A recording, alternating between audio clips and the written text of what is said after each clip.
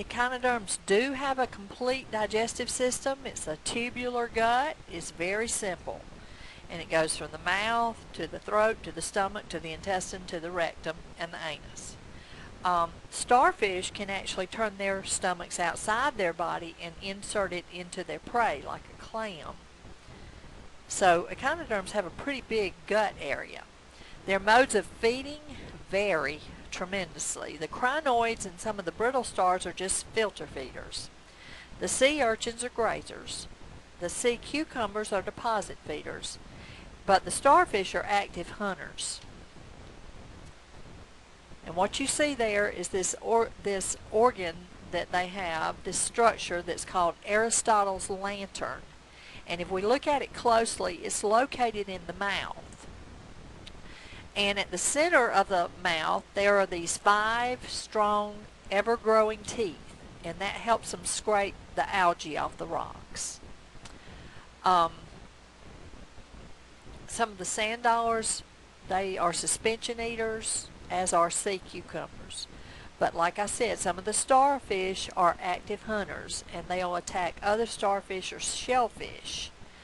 And when the adductor muscles of those mollusks get tired, they will insert their stomach through the opening and release gastric juices, so they digest their prey alive. It's pretty brutal.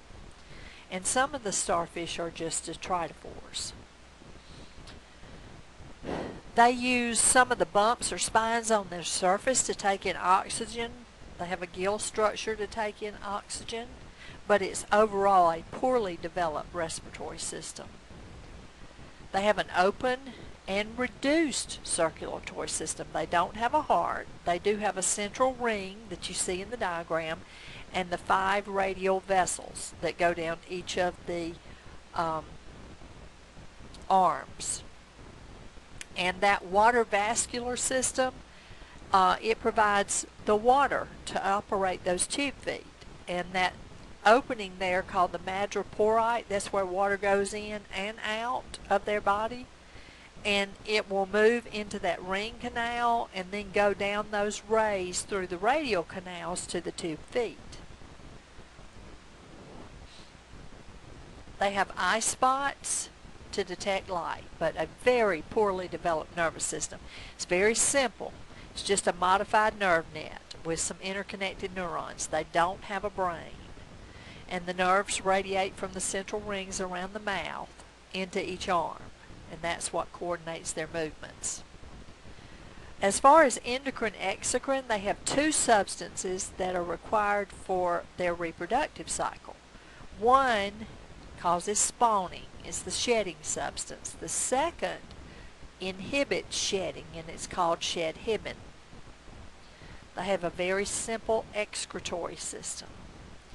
And they do have an immune system. Sea urchins live a pretty long time, so they can heal from wounds and combat major infections. So their immune systems work pretty well. Their cellular defenses are very sensitive, so they respond pretty rapidly to any minor problems.